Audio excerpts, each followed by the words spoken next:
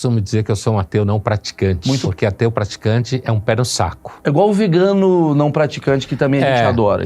Praticante é sempre um pentelho, nesse sentido da militância. Inclusive porque você ateu ou crente, qualquer um dos dois pode estar errado. Tanto pode existir como não. Porque muitos ateus, eles viram uma antítese... Tem daddy issues, como se fala em inglês. Tem questões com o pai e acaba virando ateu porque tem raiva do pai. Então eu não experimentei esse processo. É tipo um radical crente, aí ele se torna um radical não crente. Justamente, pentelho dos dois polos. E sendo ateu, o quanto você estuda a coisa toda espiritual, Jesus, o quanto você leva os seus estudos por esse caminho, assim? O quanto você se questiona nisso?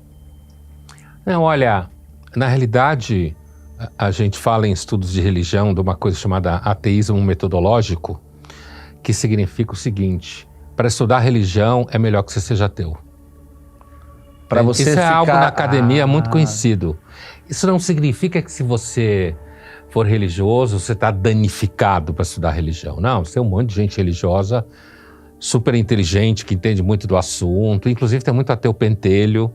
Por isso que eu costumo dizer que eu sou um ateu não praticante. Muito bom.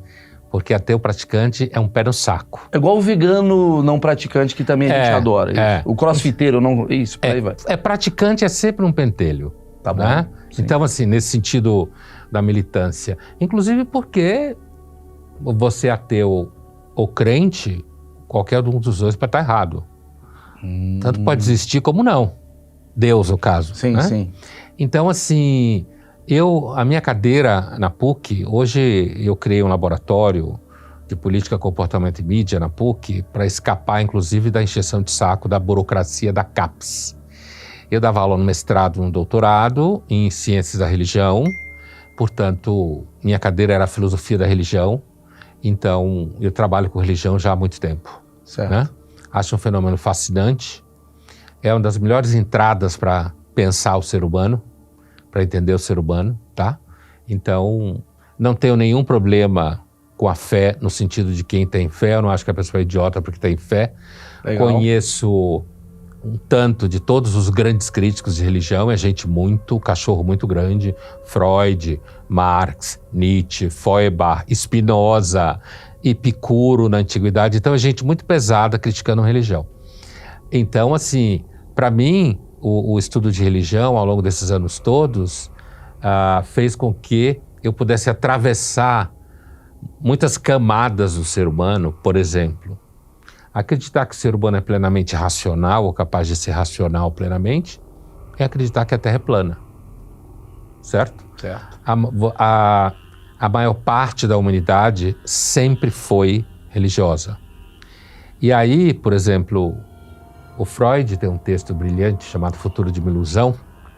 A ilusão é a religião, no caso, em que ele diz que a origem da religião é o desamparo humano. Um conforto, talvez? É a busca de uma resposta ao desamparo, que conforte. Por quê? Porque a espécie humana é desamparada, né? Perdida completamente. Sim. A gente não sabe o que está aqui, provavelmente por motivo nenhum, um acidente cosmológico, sei lá, mas não vou entrar nesse assunto. Não sabe para onde vai, portanto não há um sentido a priori, certo? Certo. Você tem até um filósofo que eu gosto bastante, um norueguês, morreu em 1990, chamado Zapfe, que fala que a consciência é uma espécie de erro da evolução. A consciência é uma espécie de erro da evolução, tá? Nos faz sofrer, nos faz saber mais do que a gente devia, certo? E o desamparo viria, então, dessa percepção profunda de que nós somos uma espécie que se arrasta, Ou cria seja, coisa. A gente é menos evoluído que o animal, segundo essa tese, porque o animal, ele... Não é que a gente é menos. A gente tem um problema que o animal não tem, entendeu? O animal tem um instinto e vai. Ele não tem uma voz na cabeça do pombo, não vai voar. Ele tem que voar e vai. A gente tem uma voz, não vai pro trabalho, não faz isso. Isso é a consciência que também atrapalha a gente, é isso? Esse autor, sim, esse autor, ele fala na abertura de um texto dele, que existe em português, um opúsculo, como a gente fala em filosofia, que é um texto curto, um ensaio curtinho, é chamado O Último Messias. Aliás, o nome é O Último Messias. Pronto, vamos. Olha, maravilhoso. Que ele fala que em um dado momento, lá na pré-história, o homem acordou um dia e percebeu o seu próprio corpo. Tomou consciência de que ele estava ali. Sua mulher disse para ele, vá caçar. Ele saiu para caçar. Quando ele ia matar o animal, ele ficou com pena do animal. Começou a pensar no sofrimento do animal, não matou o animal. Naquele mesmo dia ele foi encontrado morto, assassinado, morto, devorado por um predador. Que não pensou. Que não pensou, exatamente. Então, assim, portanto, a consciência moral não trata-se de dizer que isso tudo é um lixo e de que a gente deveria voltar a viver como os animais não racionais, porque a gente não pode.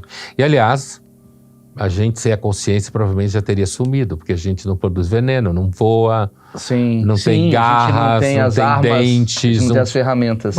Então... Só que a nossa própria ferramenta é como se fosse uma garra que nos mata também, né?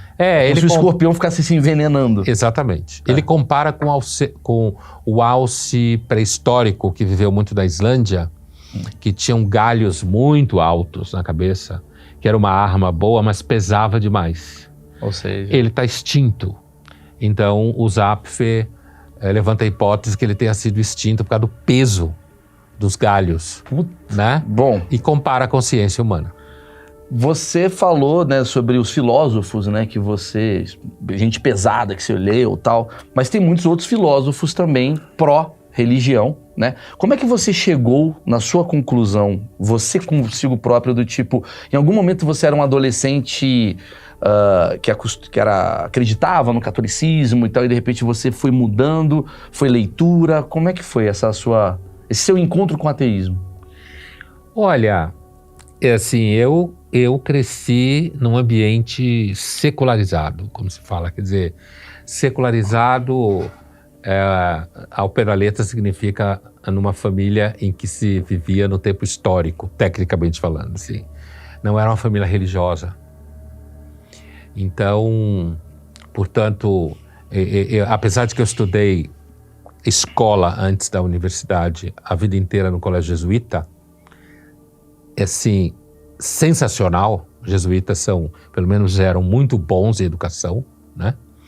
Mas eu tenho uma lembrança, quando eu aprendi a ler, o meu pai me deu 2 livros, digamos assim, para ler. Ele era um médico, aqueles médicos humanistas, sabe? Não só técnico, como é a medicina hoje em dia, principalmente. Certo. E um livro era a Bíblia e o outro um livro sobre átomo.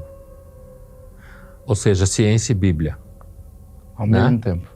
Escolhe. Então, eu li os 2. Era uma pílula vermelha e uma pílula... tipo assim, mas assim... então... Eu não cresci é um ambiente não religioso, mas é um anticlerical, como se fala, né? Não um ambiente contra a religião.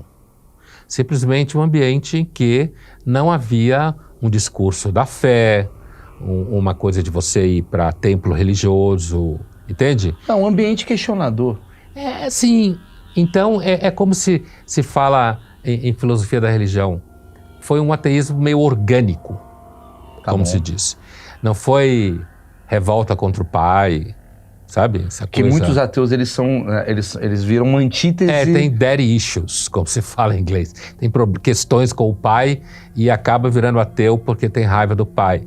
Então, eu não experimentei esse processo. É tipo um radical crente, aí ele se torna um radical não crente. Justamente, pentelho dos 2 polos. Entendi. Ele é radical, não importa. Você foi por uma questão... Foi uma coisa meio natural. Isso. Mas você já chegou a se questionar no seu ateísmo?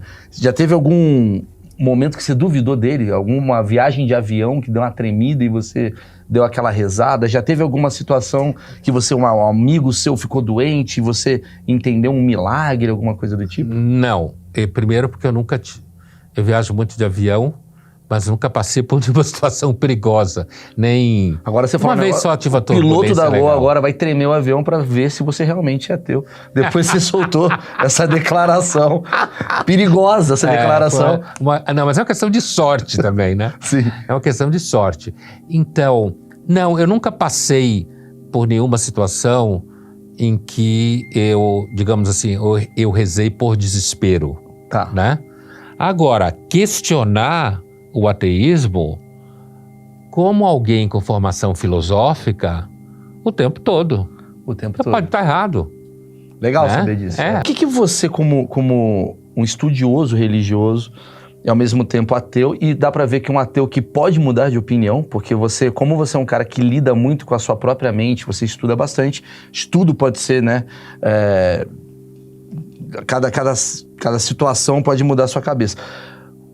Qual que é a resposta do ateu? Porque a gente vê o católico, né? Ele tem umas respostas baseadas no cristianismo, na Bíblia. Isso te dá uma certa... um desamparo dentro de ti, porque se você não tem algo que te guia, o que te guia? Como que você cria a própria moral sua? Bom, a moral, ela é uma criação humana.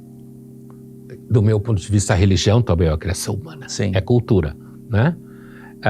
Ela é uma criação humana, que não é uma criação plenamente racional, como alguns pensam que é, ou mesmo filósofos como Kant postularam uma razão prática universal e tal, mas isso é uma outra história. Então, o que eu estou dizendo é que eu não tenho uma moral. Existe uma série de concepções morais das quais eu faço parte, na qual eu nasci, na qual eu fui criado, certo? Então, nesse sentido, eu não acho que ninguém tem uma moral. Eu sei que no senso comum se fala assim, mas do ponto de vista da filosofia não há isso. Há um processo longo, histórico, de criação, coletivo, ao longo de muito tempo, sem ninguém estar dirigindo isso, né? Agora, com relação a quando você fala do desamparo, né? Veja, eu não sou religioso. Não é porque eu não quero, eu não consigo. Muito bom. Entende? Não é uma coisa assim, não vou acreditar em Deus. Acho que acreditar em Deus... Não é uma rebeldia, né? Igual você falou. Não é uma rebeldia, eu não consigo. Então, assim, eu não tenho a experiência, talvez um dia eu tenha, mas até hoje não tive. Eu não tenho a experiência de alguém que passa por uma situação difícil na vida, conversa com Deus e acha que Ele respondeu de alguma forma, através de algo que aconteceu, entende? Sim. Eu não tenho essa experiência.